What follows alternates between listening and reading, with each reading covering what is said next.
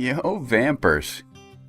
I know you've started on your 4-year plans because I've seen you working on them. Is it starting to dawn on you that it's a bit of a puzzle? And this puzzle's particularly challenging because the pieces can be put together in so many ways.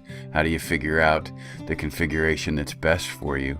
Maybe a better analogy is that it's a bit like planning a trip, mapping out the places you must go, like your required courses, and also finding time for those places that you want or need to go, like the other courses you'd like to take.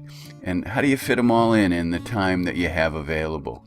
Perhaps the best place to start is by laying down on the map those places you must go, those courses you must take, like 4 years of English and at least 3 years of math in order to graduate from Fremd High School, including one at the 300 level. And you know you're going to need at least 2 years of science. You're going to need 2 years of social studies, including U.S. history and government and economics or social science survey. And you're going to need 4 years of PE.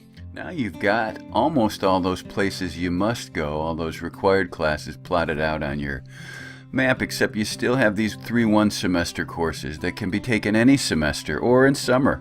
Driver's ed even could be taken privately. Where are they going to fit on your 4-year plan? You think about next year for consumer, and then think that at least for today's plan, you're going to plot it out for later on, maybe senior year. And your health class, you thought you would take it next year along with driver's ed. And that's your plan for today. And now you're beginning to see that there are some spots where you can maybe fit in some of those other courses that you'd like to take. But hang on a minute, Vampers. Most of you are headed on to college or some other post-high school destination, so we need to keep in mind those college entrance requirements, which means we're going to need another year of math. You're going to want 4 years of math, regardless of where you started, in order to be ready for the math you'll see in college. And you're going to need a 3rd year of science for admission to most colleges and universities, as well as a 3rd year of social studies. This student is taking world history this year, but if she wasn't, she'd be needing to find a spot on her map for that 3rd year of social studies at some point.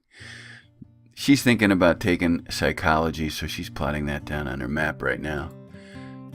And remember, there's also world language. While not every college and university requires world language, those that do, and many do, require 2 years of the same foreign language. So this student is plotting out 2 years of French, 1 in her sophomore year and 1 in her junior year.